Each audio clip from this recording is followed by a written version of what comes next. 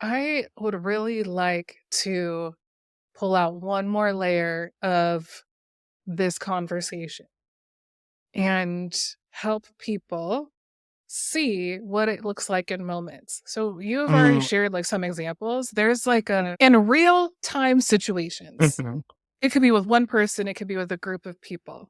There is an aspect of your skill set where like you can, I don't know how I described it, but it was like you have an awareness of self, but also mhm, you're attuning to other people and dynamics in an interaction with people.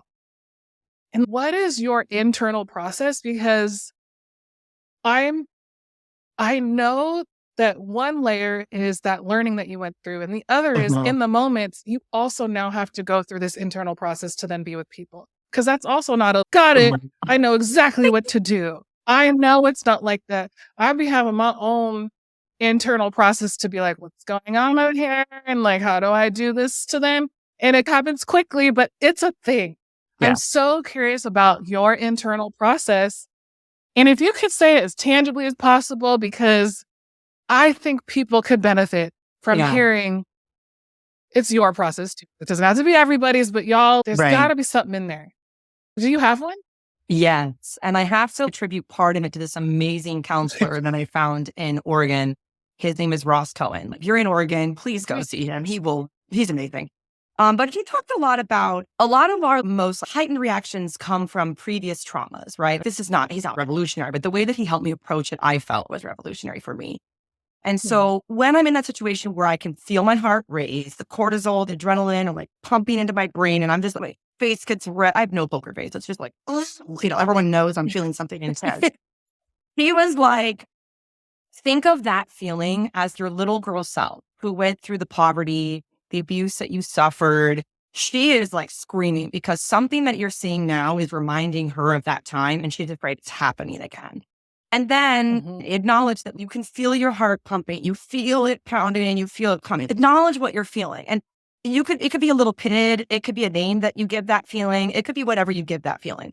But one of the things I did before I was in like Yeah. heightened scenarios was he had me take, and this is also another revolutionary, but I love it and I got it from him. So he had me take that little girl traumatized self on a tour led by my like strongest, the person I'm most proud of, my adult self. I took her on a tour of my like current day life, Mhm. like what I've accomplished, what I'm proud of, the things I've done, the people that I've served, all of these things to get her to trust me. And then Mhm. when she starts what I call like throwing a tantrum, I can feel that blood boiling, and I'm just nervous or I'm afraid or I'm uncomfortable. She has a lot of different like descriptions of her feeling, right? But I picture her as a little girl crying out, I'm so afraid or I'm so nervous. I'm so scared of this thing. I'm so uncomfortable. And then I'm not joking. Like I dialogue with her and I talk with her as like my adult self. And I say, Yeah. hey, I've got this. Remember when I took you on that tour? Remember when I showed you all the things that I'm really good at? I can do this. And I always thank her. I always say, thank you so much for being here today. But I've got this. And I actually, I think she's like in my stomach for some reason. So I have my hands on my stomach and I'm like, thank you for being here. Obviously, I'm not saying it out loud, but I'm like, thank you for being here. I've got Mhm. this and we're okay.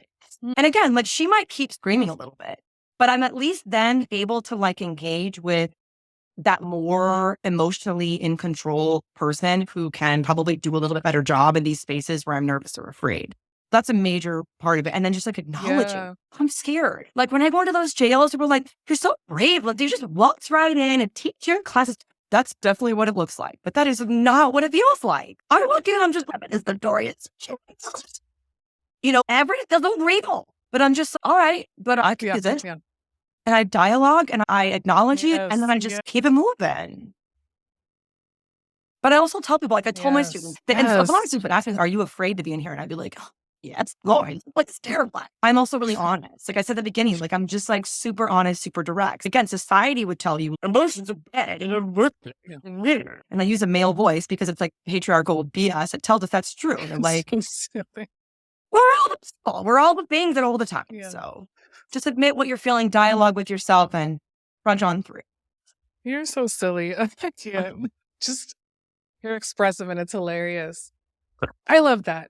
And to get to that point, Well, you're talking about like the little girl, like anybody that can do like younger self work. It's a Mhm. gift to the self. I really Ugh, appreciate that.